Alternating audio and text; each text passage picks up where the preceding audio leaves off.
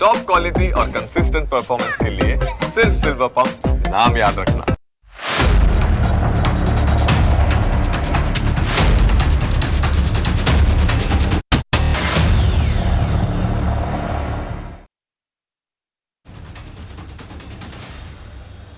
નમસ્કાર, હું Janak Dave. Full stop news analysis પ્રોગ્રામમાં આપનું સ્વાગત છે.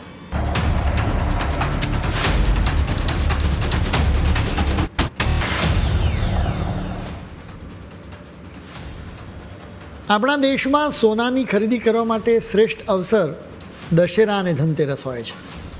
આ દિવસોમાં જ્વેલર્સ અને લોકોના ચહેરા પર જબરજસ્ત ચમક જોવા મળતી હોય છે. આજે અમારે સોનાની ખરીદીની જ વાત કરવી છે. જો કે આ ખરીદી કંઈ 10 ગ્રામ કે અડધા કિલોની નથી થઈ રહી, બલકે સેંકડો ટનમાં થઈ રહી છે. એટલે તમને સવાલ થાય કે ભાઈ, કોના ખિસ્સામાં આટલા બધા રૂપિયા હશે? વાત એમ છે કે કરન્સી નોટ છાપનારાઓ સોનાની ખરીદી કરી રહ્યા છે. વાતને અગર સિમ્પલ રીતે રજૂ કરીએ ને તો દુનિયાભરની સેન્ટ્રલ બેન્કો અત્યારે ખૂબ જ મોટા પાયે સોનાની ખરીદી કરી રહી છે. તમને ખ્યાલ જ હશે કે આપણા દેશમાં સેન્ટ્રલ બેન્ક એટલે રિઝર્વ બેન્ક ઓફ ઇન્ડિયા છે. એ જ રીતે જુદા જુદા દેશોની પોતાની સેન્ટ્રલ બેન્કો હોય છે. અત્યારે આ સેન્ટ્રલ બેન્કો ધનતેરસની ઉજવણી કરી રહી છે. આપણે તો દર વર્ષે ધનતેરસ ઉજવીએ છીએ, પરંતુ સેન્ટ્રલ બેન્કો માટે આવો અવસર બહુ થોડા સમયે આવે છે. આવો અવસર 3 વર્ષ પહેલાં આવ્યો હતો. એ સમય પણ ખાસ હતો. કોરોનાએ કેર વર્તાવ્યો હતો. વળી સાથે રશિયા અને યુક્રેન વચ્ચે યુદ્ધ પણ ફાટી નીકળ્યું. દુનિયામાં અનિશ્ચિતતાનો માહોલ હતો. દેશના નેતાઓ અને સેન્ટ્રલ બેન્કો પણ મૂંઝાઈ કે દુનિયાનું શું થશે. હંમેશા આવા માહોલમાં સોનું ખરીદવામાં આવે છે. હવે એવી જ રીતે સોનાની અત્યારે ખરીદી થઈ રહી છે. તમે ફાઇનાન્શિયલ એક્સપ્રેસનો રિપોર્ટ જોઈ રહ્યા છો, જેમાં લખવામાં આવ્યું છે કે દુનિયાભરની સેન્ટ્રલ બેન્કો અમેરિકન ટ્રેઝરી કરતાં સોનાનો વધારે સંગ્રહ કરી રહી છે. 1996ના વર્ષ પછી પહેલી વખત આવી સ્થિતિ સર્જાઈ છે. હવે આખી વાતને સરળતાથી સમજવી પડે. અમેરિકન ફેડરલ રિઝર્વ અને યુએસ સરકાર ટ્રેઝરી બોન્ડ્સ ઇસ્યુ કરે છે, જે ડોલરમાં હોય છે. આ બોન્ડ્સની કિંમત, વ્યાજ અને મૂડીની ચૂકવણી બધું જ ડોલરમાં થાય છે. આ બોન્ડ્સને સલામત રોકાણ ગણવામાં આવે છે, કારણ કે ડોલર વિશ્વની મુખ્ય રિઝર્વ કરન્સી છે. હવે આ અમેરિકન ટ્રેઝરીના બદલે સેન્ટ્રલ બેન્કો સોનાનો વધારે સંગ્રહ કરી રહી છે, એટલે કે ખરીદી કરી રહી છે. એક રીતે ડોલરને ડમ્પ કરીને સોનાની પસંદગી કરવામાં આવી રહી છે. વર્ષ 2020 અને 2021માં સેન્ટ્રલ બેન્કોએ 1000 ટન કરતાં પણ ઓછું સોનું ખરીદ્યું હતું. હવે દુનિયામાંથી ડોલરનો દબદબો કેવી રીતે ઘટી રહ્યો છે એ પણ તમારે જાણવું પડે.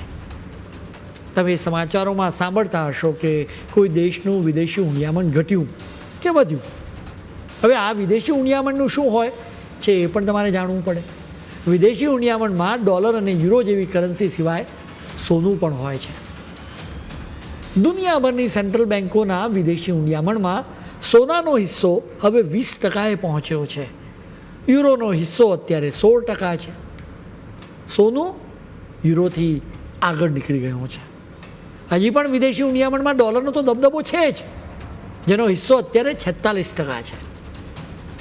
વર્ષ 2000માં ડોલરનો હિસ્સો 71% હતો, જે હવે ઘટીને 46% થઈ ગયો છે. તમે ઇન્ટરનેશનલ ન્યૂઝ એજન્સી રોયટર્સનો રિપોર્ટ જોઈ રહ્યા છો. આ રિપોર્ટમાં ચોખ્ખું લખવામાં આવ્યું છે કે દુનિયાભરના દેશોને મોંઘવારીની ચિંતા છે. અમેરિકાની આર્થિક હાલત ખરાબ થઈ રહી છે. વળી આખી દુનિયામાં અનિશ્ચિતતાનો માહોલ છે. આવા કારણોને લીધે જ અત્યારે દુનિયાભરના દેશોની સેન્ટ્રલ બેન્કો સોના તરફ વળી ગઈ છે. તમે આ ગ્રાફ જોશો તો પણ તમને ખ્યાલ આવશે કે વર્ષ 2025માં સેન્ટ્રલ બેન્કો દ્વારા સોનાની ખરીદી વધી રહી છે. સોના માટે ખરેખર અત્યારે સોનેરી દિવસ છે. ડોલર અને અમેરિકન અર્થતંત્ર બંનેની હાલત ખરાબ થઈ રહી છે. અમેરિકામાં એક ત્રિમાસિક સારું જાય તો બીજું ત્રિમાસિક નબળું જાય છે, એટલે ડોલરની હાલત ખરાબ છે. આપણા દેશની જો વાત કરીએ તો ભારતનું વિદેશી હુંડિયામણ વધ્યું છે. શનિવારે જ આંકડા આવ્યા છે. 29મી ઓગસ્ટે સમાપ્ત થયેલા અઠવાડિયામાં ભારતના વિદેશી હુંડિયામણમાં $3.51 અબજ વધારો થયો છે. ભારતનું વિદેશી હુંડિયામણ હવે $694.23 અબજ સુધી પહોંચ્યું છે. હવે આરબીઆઈની પાસે કુલ $86.779 અબજ મૂલ્યનું સોનું છે. ભારતમાં અત્યારે સોના અને ચાંદીની કિંમતોમાં ભારે વધારો થયો છે, જેના કારણે સામાન્ય માણસો માટે સોના ચાંદીની ખરીદી કરવી મુશ્કેલ બની છે.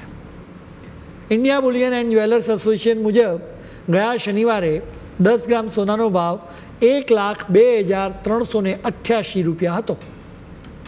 હવે 6 સપ્ટેમ્બરે સોનાનો ભાવ $1,06,338 પર પહોંચી ગયો છે. એટલે કે એની કિંમતમાં $3,950 વધારો થયો છે. આ અઠવાડિયામાં ચાંદીની કિંમતોમાં $5,598 વધારો થયો છે. ગયા શનિવારે 1 કિલો ચાંદીની કિંમત $1,17,572 હતી, જે હવે $1,24,170 પર પહોંચી ગઈ છે.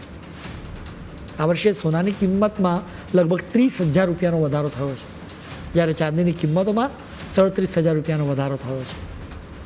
અનેક લોકોએ સોનું ચાંદી મોંઘું કરી દીધું છે, જેમાં મુખ્ય ફેક્ટર તો ડોનાલ્ડ ટ્રમ્પના ટેરિફ જ છે. ટેરિફ અને વેપાર યુદ્ધના કારણે રોકાણકારો ડરી ગયા. તેમને ખબર નથી કે શેર બજારમાં આવતીકાલે શું થશે, એટલે વધુને વધુ રોકાણકારો સોના તરફ વળ્યા, કેમ કે સોનું સામાન્ય રીતે સુરક્ષિત મનાય.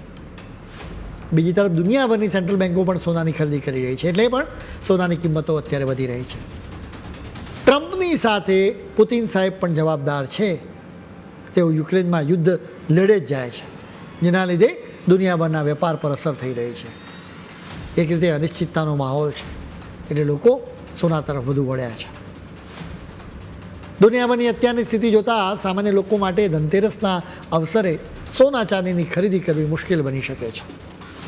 આપણે આશા રાખીએ કે દુનિયાભરના નેતાઓને ભગવાન સદબુદ્ધિ આપે, જેથી સોના ચાંદીની કિંમતો કંઈક અંશે સ્થિર થાય કે ઘટે, જેથી ભારતીયોના ચહેરા પર ચમક વધે.